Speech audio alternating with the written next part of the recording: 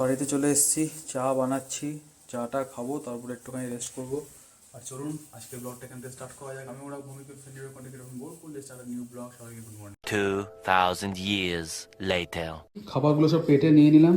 বেগুন ভর্তা আছে, একটু ডাল আছে, চিকেন আছে, আর এটা ওই ব্রকলি সবজিটা মাইক্রোতে গরম করে নেবো, তারপরে খেয়ে দিয়ে তাড়াতাড়ি করে চলে যাবো আবার অফিস। প্রত্যেকটা জিনিস বের করে সেট করলাম। সব তো প্রগতি রেডি করেই দিয়ে গেছে, রান্না করেই দিয়ে গেছে। হয়তো প্রগতি শ্যুট করেছে ভিডিও, হয়তো সেটাই পরে অ্যাড করে দেবো।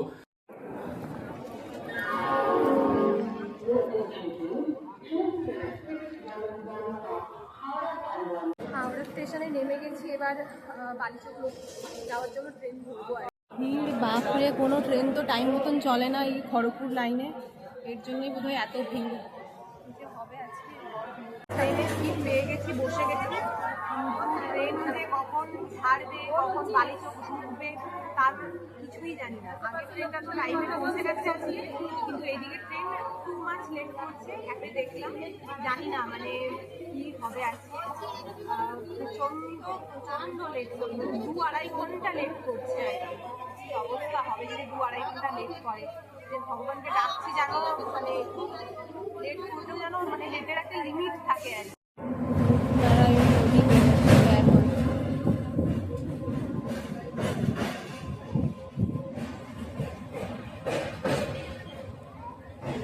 2000 years later.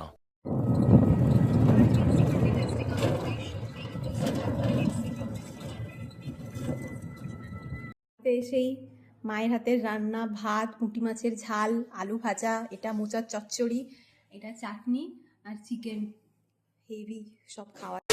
বাড়ি এসে তখন খেলাম, তারপর একটু রেস্ট করলাম, আর এখন পুরো স্নান টান করে ফ্রেশ হলাম। আর ভীষণ হালকা লাগছে আর কি, মাথা টাথা। এতটা জার্নি তো স্বাভাবিক স্নান না করলে খুব আনকমফোর্টেবল লাগে। তো এখন স্নান টান করে এখন বসে আছি আর কি, আমি আর বোন গল্প করছি। বাড়ি চলে এসেছিলাম, রাজের দেরি হচ্ছিল বলে, কিন্তু রাজকে ফোন করলাম, রাজ বললো আমার এইমাত্র শেষ হয়েছে, তার মানে এখন বাজে হচ্ছে গিয়ে 6:45। তো আবার বেরোচ্ছি, দেখি রাজকে নিয়ে কোথায় যাওয়া যায়। কিছু তো করার নেই সেরকম, প্রগতি বাড়ি পৌঁছে গেছে ঠিকঠাক করে, এখন বসে বসে ল্যাব খাচ্ছে, মায়ের আদর খাচ্ছে। আর বলতো আমি দেখি একটুখানি বেরোয় রাজের সাথে, দেখি কোথায় যাওয়া যায়।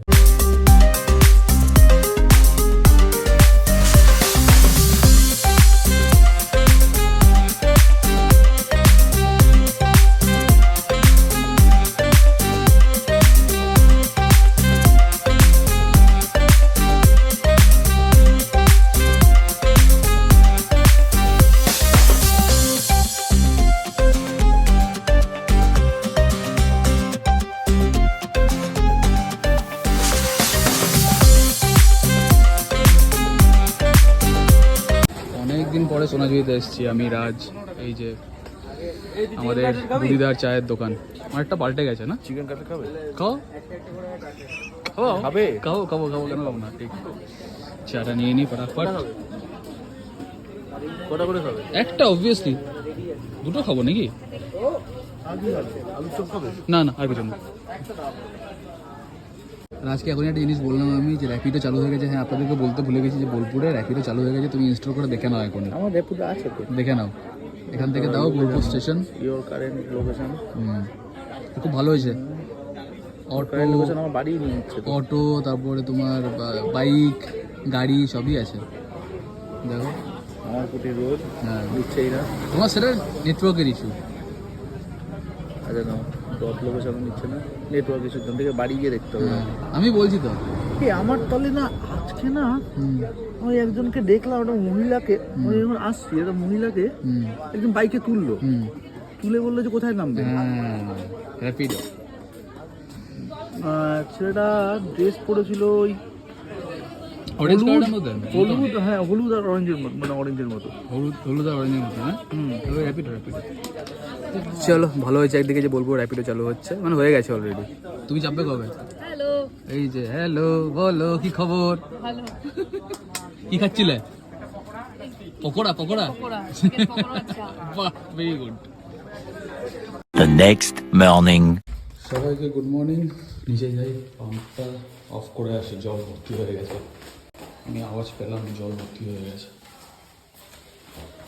অফ করে তাড়াতাড়ি করে।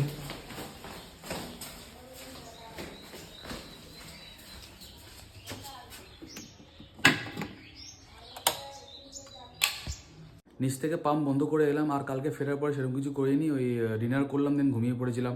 এখন উঠলাম, চাটা বানালাম, দেন কিছুক্ষণ পরে ফ্রেশ হবো, আবার সেম রুটিন চলে যাবো অফিস। আজকে ছোট্ট একটা ব্লগ এখানেই এন্ড করলাম। যদি কিছু ভালো লেগে থাকে please do like, share, comment and follow করবো। টকে বেশি কোথাও ফলো করতে, লাইক করতে, কমেন্ট জানাতে কেমন লাগছে। দেখা হচ্ছে মেবি কালকে। চলুন, টাটা, বাই বাই।